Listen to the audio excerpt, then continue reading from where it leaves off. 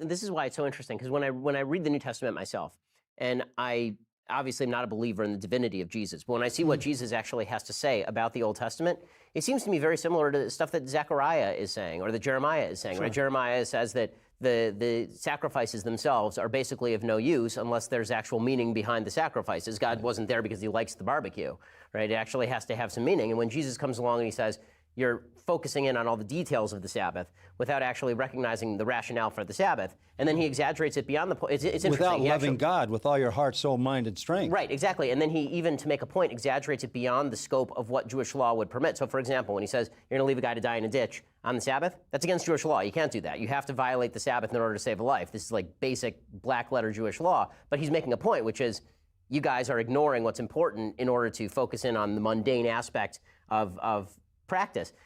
Like that's not unique to Jesus. In other words, there's a long prophetic tradition of people saying exactly that, and in the modern Jewish world, it's called Mussar. It's basically just telling people what they should understand about the values beyond the black letter law.